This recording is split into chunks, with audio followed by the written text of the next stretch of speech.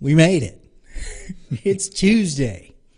It is March 14th, the year of our Lord 2023. Thanks for tuning in, and good morning to everyone, and welcome inside the Faith Loop. Yeah, we got we were running a little bit this morning. Yep. That's what production's about, especially when you're doing it live. Yep. As opposed to dead, I guess, you know. Yeah, I don't know. I know that most people don't remember this. Well, if you're old like me or older like me.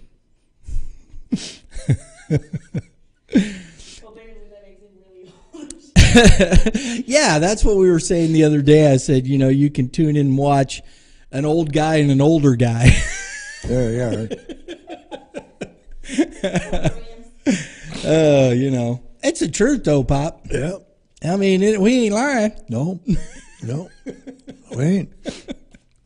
So I hope it's entertaining, though.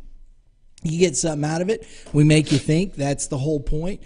That's what we're here to do, to help us look at the situations around us in the world, look at it from a biblical standpoint. And there's the other point. I always like to open with stuff like this because these are things I think about. Mm-hmm. You know, so here you go.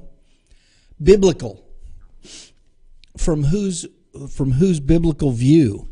And this is the other this is what's problematic. I'm sure you have the Orthodox view, biblical view. You have the Catholic biblical view. You have the Protestant biblical view.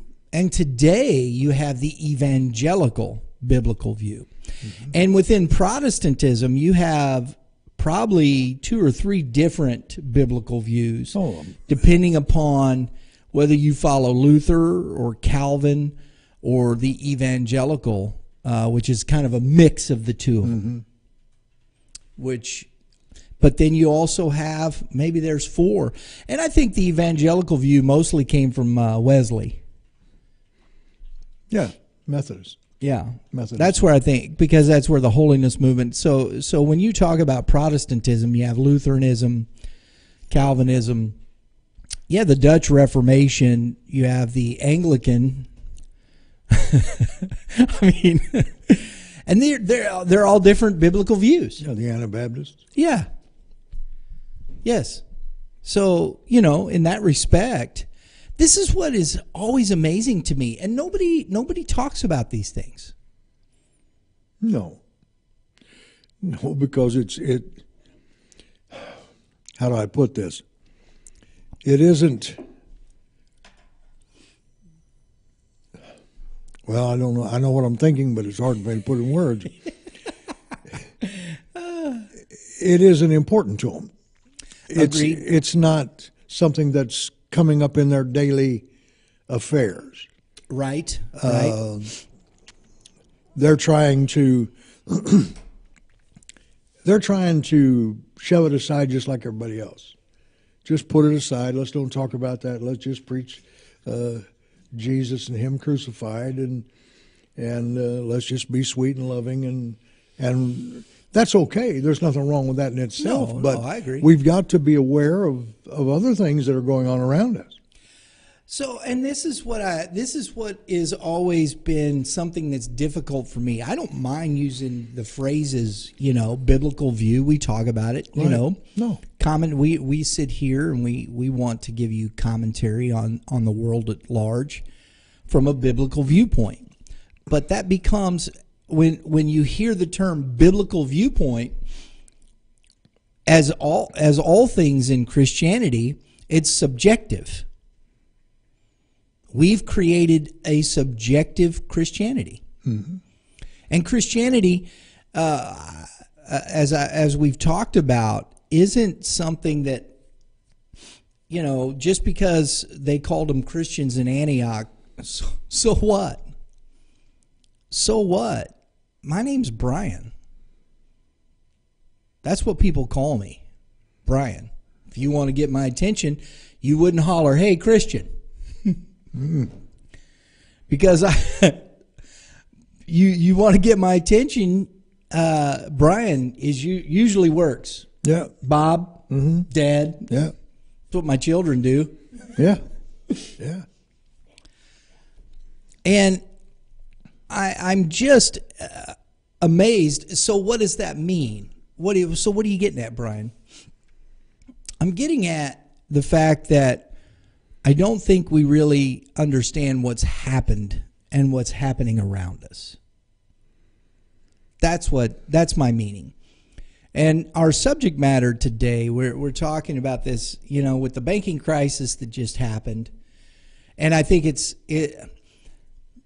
whether they want to kick us off or don't kick us off, I don't care.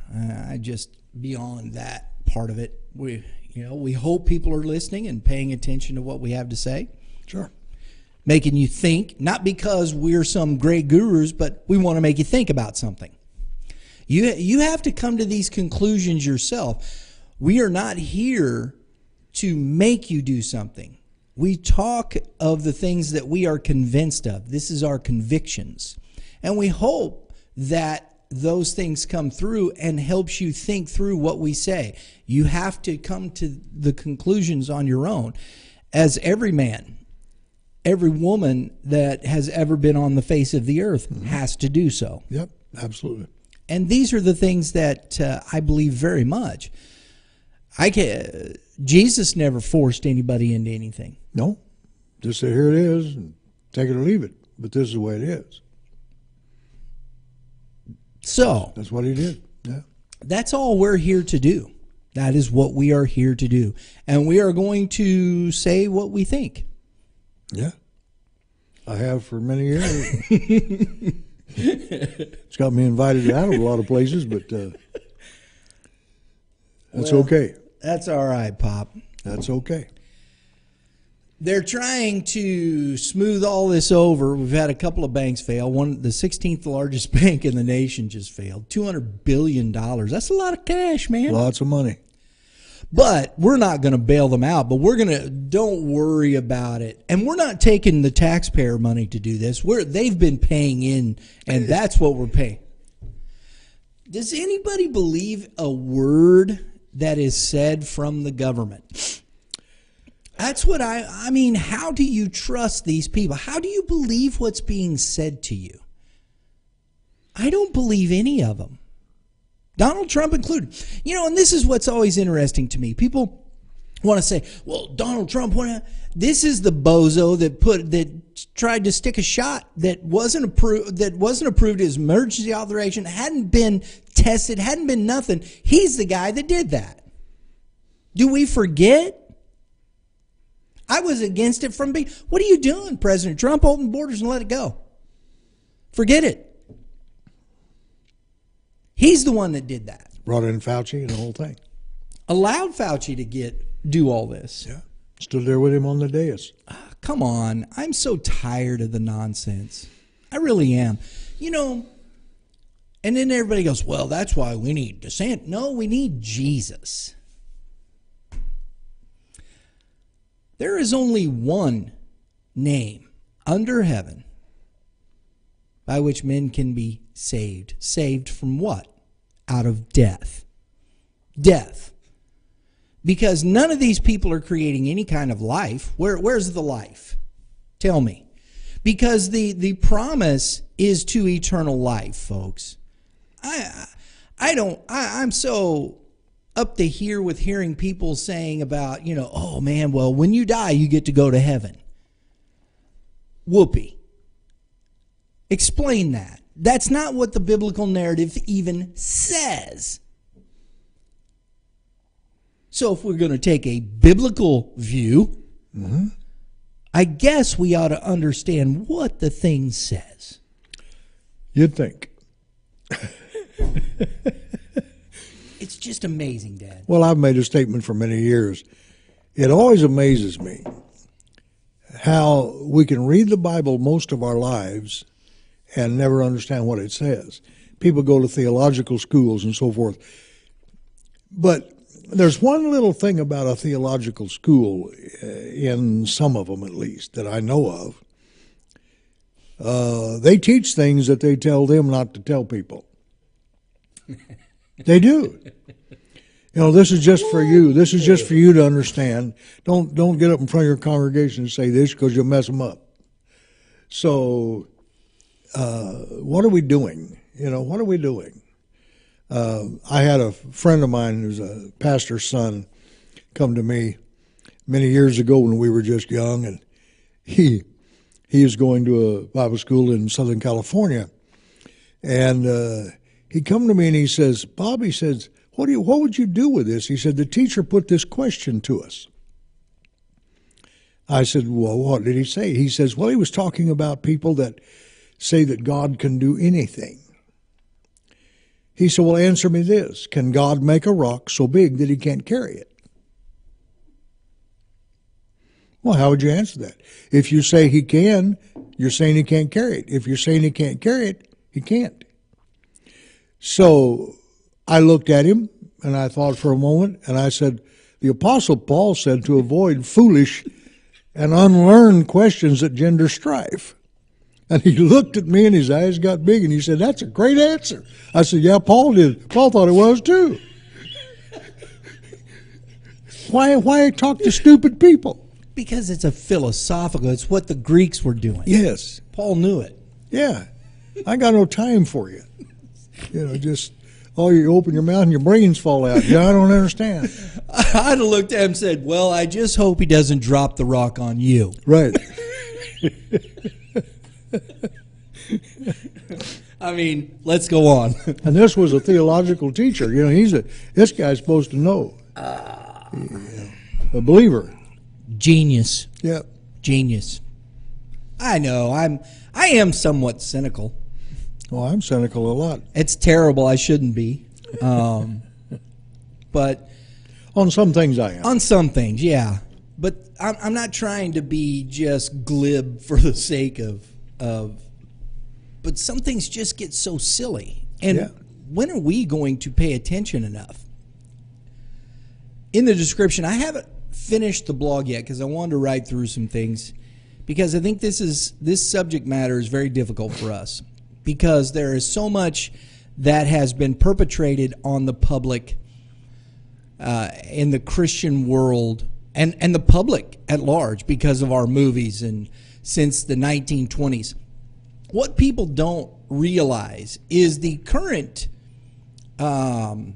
millennial dispensational concept of the revelation and the revelation narrative has only been around now for about 100 years. Yep. I don't know if people realize that. Probably not. Maybe a little longer, but it started at the turn of this 19th century. Yep. So, or 20th century, excuse me, turn of the 20th century, the 1900s, when the holiness movement began. And this became very popular. And now we're looking for the Antichrist and all this stuff and whatnot. Well, it's not hard to find the Antichrist. Just look at anybody who doesn't think like Jesus. That's Antichrist. Right. Because Christ is not a name. Christ is not a person. Jesus is the person. Christ is what happened to him. Mm-hmm. Christ, Christos, Messiah, Mashiach, all Anointed one. Yeah, it just means to smear, usually with oil.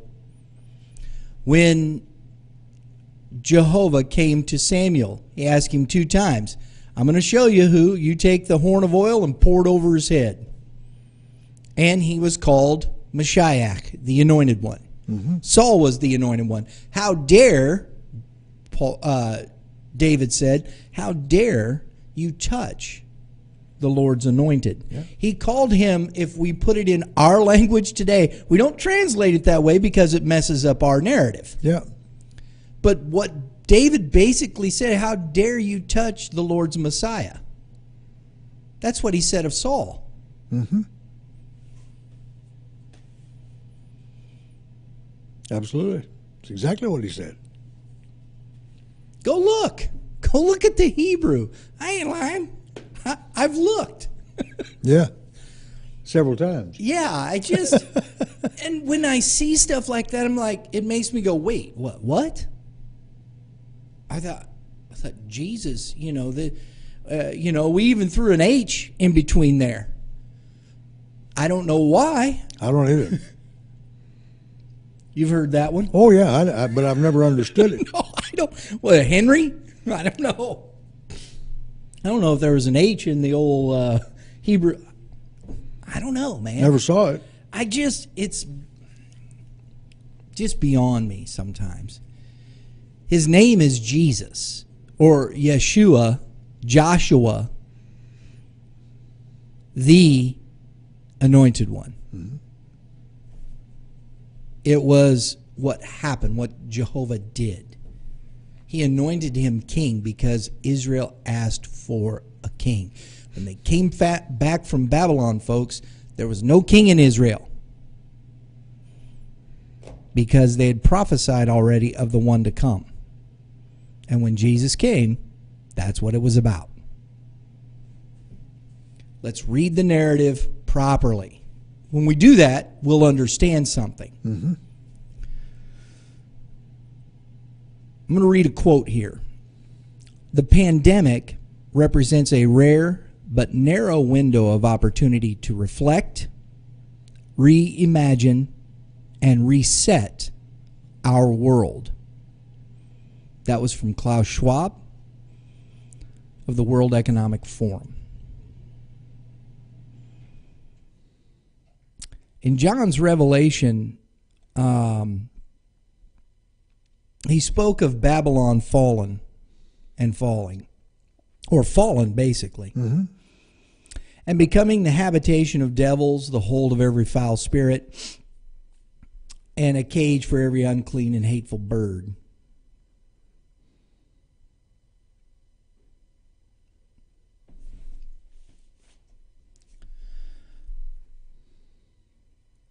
It's interesting to me, a habitation of adversaries, devils, those who are adverse to the kingdom of Jehovah. Yep.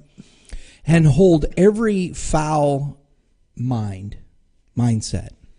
Because spirit, we think of again, but no, it's here. It is the mind, the mind of Jehovah, or the mind of the adversary, and this is where he's getting at. And a cage for every unclean and hateful bird. That one I'm still looking at because it's curious to me. Because it does represent birds. But mm-hmm. it has to do with people setting themselves in elevation more than just a bird, okay? That's what the Greek speaks to, an elevation. So men have taken an adversarial mindset and elevating themselves. Isn't that what we're seeing in this? Oh, yeah. Very much so. See, because we think of it maybe as, and I'm having to rethink my mind here a little bit, because I've always thought, well, it's falling, we think of it falling, and being destroyed. Mm-hmm.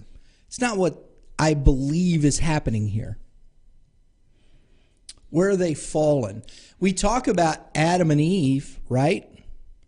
What did the mindset there do for them? We talk about it as falling. I don't think they fall. It's a rebellion, and I think it's the same thing here. Babylon rebelling. Well, you hear preachers through the years, and I've heard them, theologians and so forth, talking about Babylon that existed under Nebuchadnezzar, and it fell.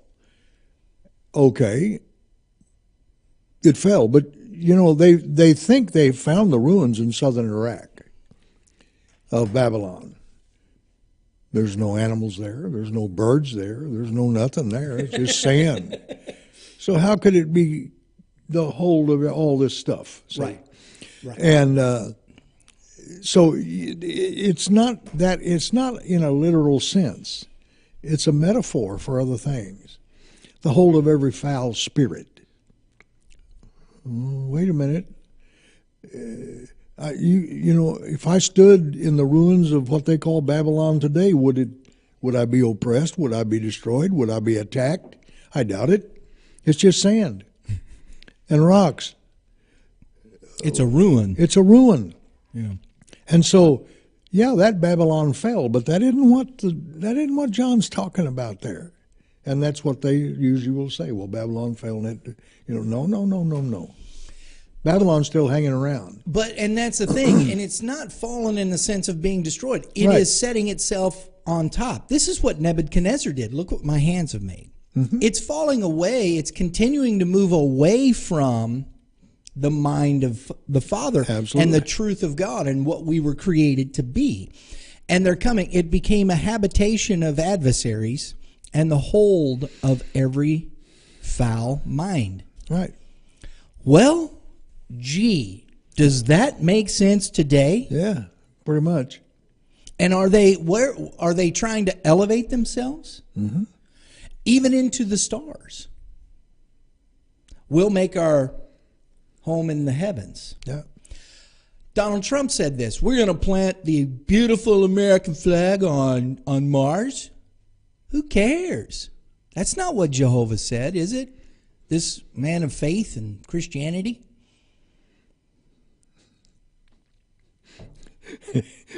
What's funny about that is, well, if we got to Mars, we'd just go up there and fight, start a war. Boy, ain't no over lie. it, you know, because there'd be another flag over here, another flag over here. Boy, ain't no lie. That's all we know how to do. Yeah.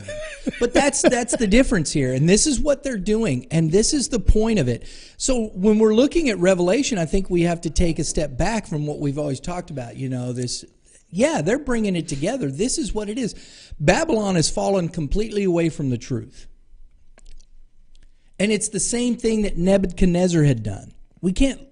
It will be destroyed by the Father as it goes along, but this is where we're at. This is where we're at within the narrative, in my opinion. This is the 18th chapter. This is just before it all finishes. Because the man of lawlessness was revealed about 1,700 years ago. His name was Constantine. Believe that or don't, but it's fact. He adulterated everything and made everybody worship the image of the first beast. That first beast was Rome. And voila. Bingo. And everything started. The horseman came. He was the first rider. Then you had war, famine and pestilence, and death followed it. All of it.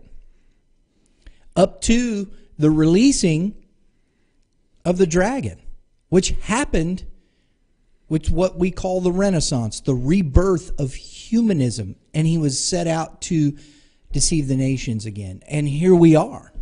We're right back to the place of the garden. We're right back to the place of Babel. We're right back to the place of Babylon with Nebuchadnezzar. All these things, you see the correlations and where the minds of men have come to this place to stand up in the face of Jehovah. We will not. We're our own people. We're adversarial. We're going to rebel against you and win. Yeah, we're our own gods. Yes, Dad. We'll find out how to live. We'll find out how to live forever. We'll find out how to transfer consciousness. We'll find out how to do all this, AI and all this kind of stuff.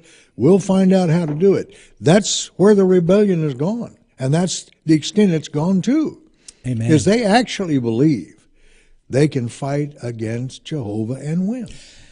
Now, folks, this one's a little out here, but I'm going to say this because I think it's interesting. Dad and I have talked about this. Dad has said this for years. You know, we see all these science fiction movies about the aliens and the alien invasions. Yeah. Independence Day. Yeah.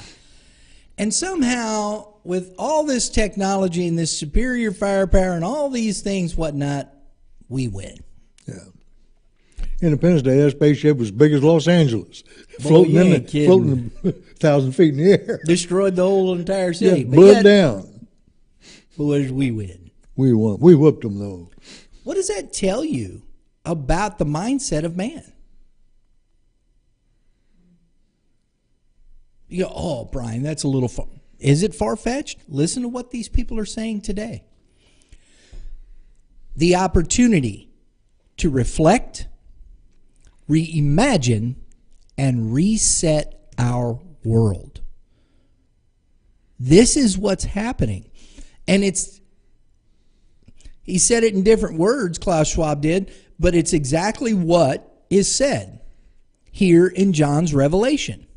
Babylon has become a habitation of devils, of adversarial people, and the hold of every foul mind, and a cage for every unclean and hateful elevation of this.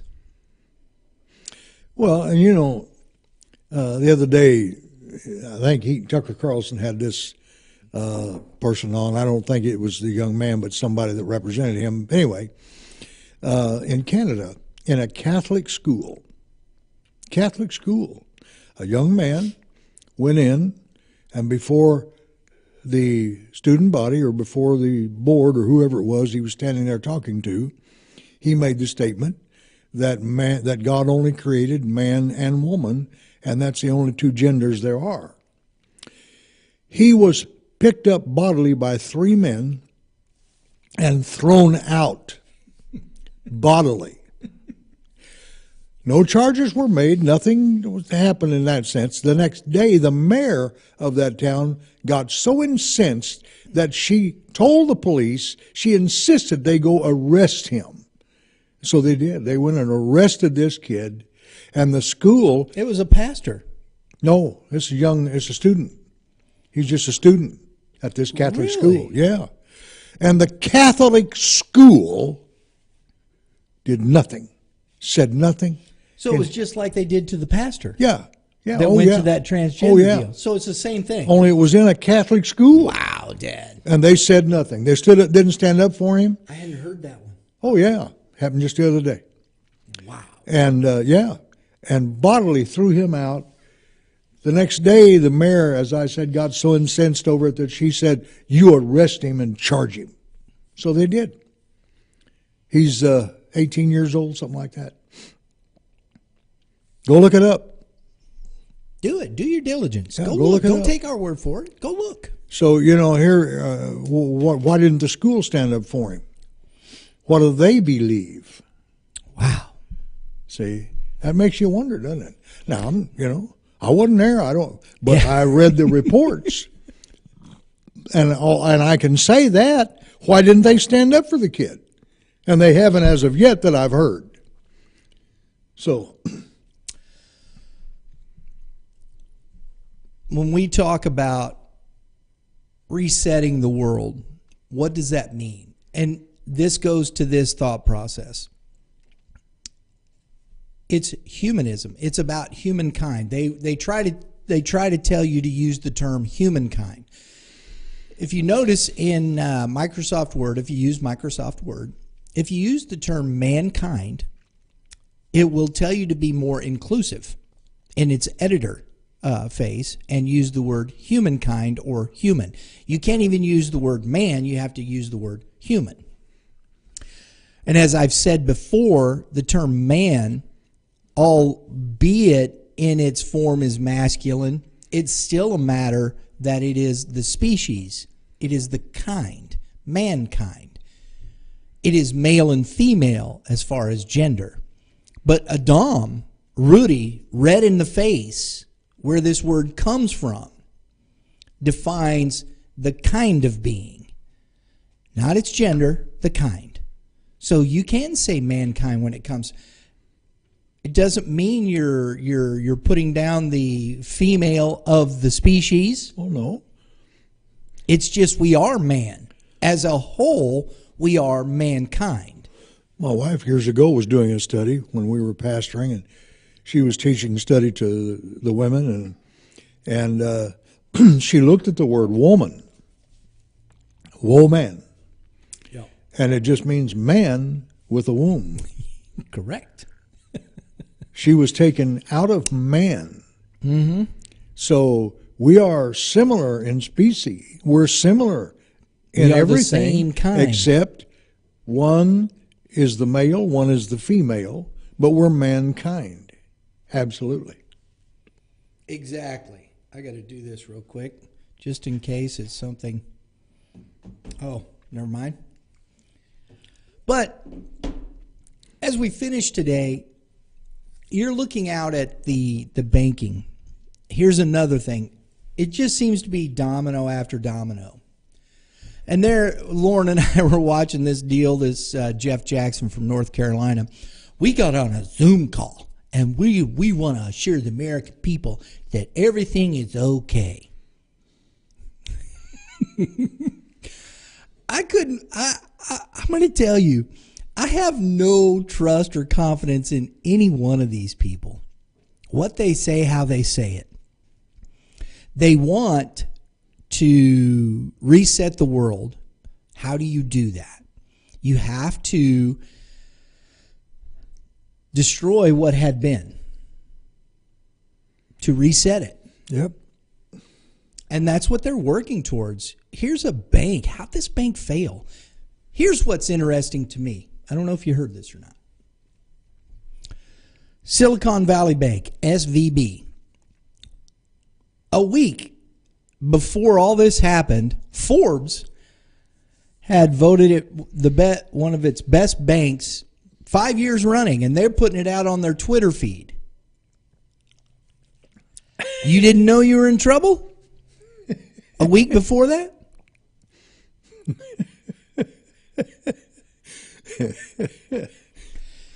Forbes 500 there, you go. The head of that bank is also the head of the San Francisco Federal Reserve Bank.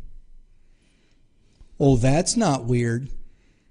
That's a fact. Go look that up. The head of Silicon Valley Bank is also the head of the San Francisco Federal Bank Office. There you are. You mean to tell me he didn't know?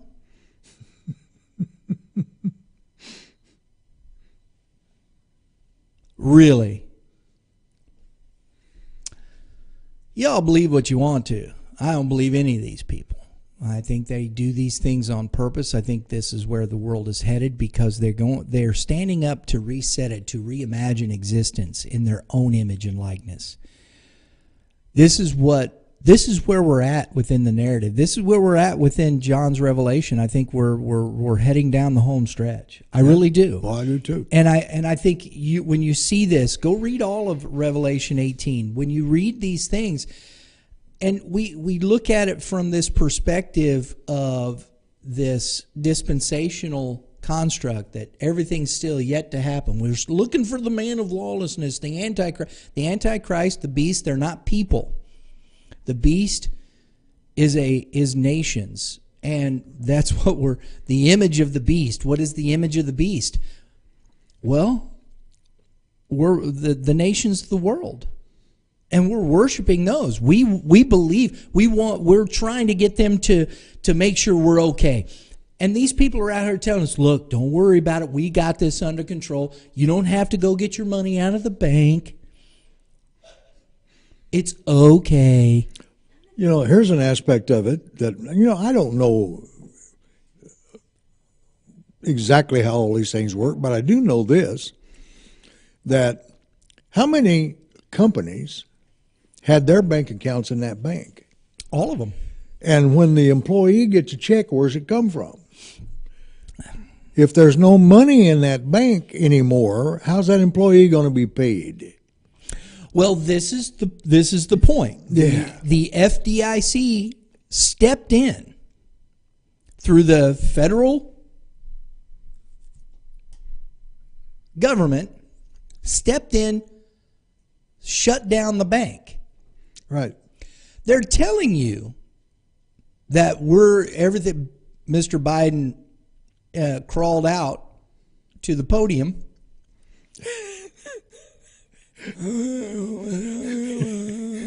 And crawled back out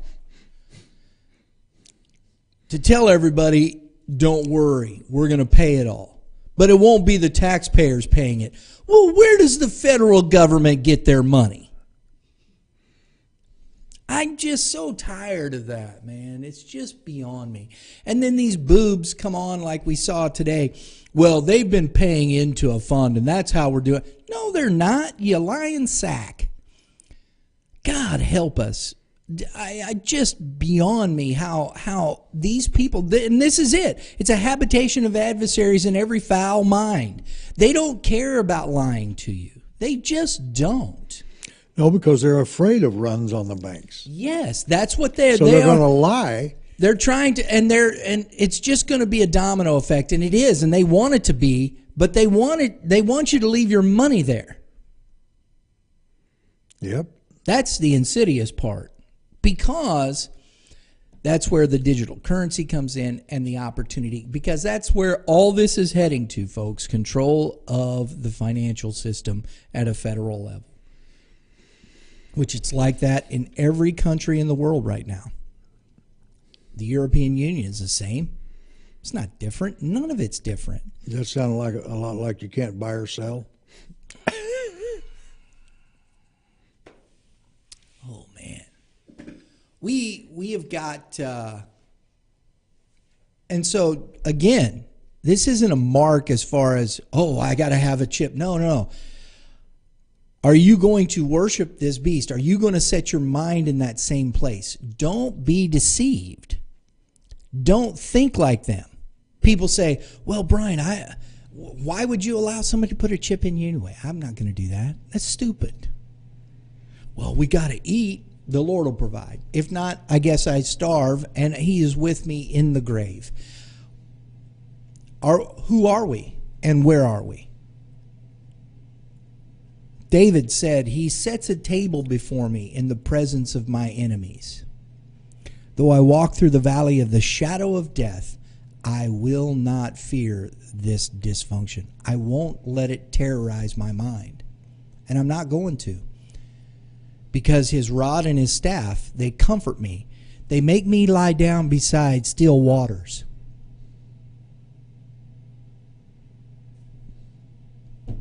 Do we believe these things or not? And this is the point. Comments? Before the bank was shut down, the heads pulled their... Yes, that's true. The banks, I heard this, that's correct. Comment here. Before the bank was shut down, the heads pulled their money out and others sold their shares and stocks. And a couple of weeks before this happened, I heard this yesterday on a talk show. Yes, I'd heard that as well. And some of them had sold most of their stocks as early as last 6 months ago. Isn't that kind of insider? We didn't know. We didn't know. I'm telling you, we're being played because they are resetting the world. Klaus Schwab said it. I don't know how much more we need to. And John said it, or Jesus told John this a long time ago. It's right here. What's different? I'm showing you the same things. Yep. This is where we're at, folks. But I am not going to fear these things. If I make my bed in the grave, he is with me. I believe that very much. Well, I think we talked about this last time, but it bears repeating because it bolsters up what we're talking about here. They released 40,000 hours of that Capitol film on the great insurrection against the federal government in the Capitol. And Tucker Carlson, he played it. Debunked it all. And now they're telling you not to believe it. It isn't true. I don't know how many officials I've heard come out and say, well, you can't believe any of that because that's not what happened. That's not true. And they're just absolutely chomping at the bit to shut that down. How dare them give that to Tucker? The other thing, but they tell us the truth. Okay, they're truthful. Yeah, they're truthful. And when this was happening, they call it a deadly insurrection. 5 police. I heard they were replaying some of this stuff here the other day. I was listening to a spot. 5 police officers were killed. There wasn't a police officer killed in none of it. None of it. The one guy they talk about died of a stroke. Even his family said that many weeks later. Mm-hmm. The only person that was shot and killed was Ashley Babbitt. Yeah, and she was doing nothing. That's the only by a police officer. Ain't no police officer died in that. Where? It's amazing to me. They are so, this is what I'm, and they are a habitation of adversarial minds. Yes. And it's foul. It's, they have, their existence is a lie. So everything that comes out of their mouth fits to their narrative. And it isn't true. If you want to trust them, you go right ahead. But I'm going to advise against it, personally. Yeah. So it's my 2 cents. Actually, no, that's a nickel now with inflation, Dad. Yeah. Probably even a quarter. Yeah, could be. I mean, it used to be 2 cents, but it's probably 25 cents now with the inflation rate. Yeah. Well, when I was a kid, I could buy penny candy or I could get actually 2 pieces of candy for a penny. I remember penny candy. We used to go down to the drugstore on the corner there, Yeah. you know, and we had the old soda bottles Yeah. that you turned in. You get a nickel or a dime. Get a nickel. I mean, you got 10 pieces of candy with Yeah. 10 cents, man. That was huge. Oh, yeah. Yeah.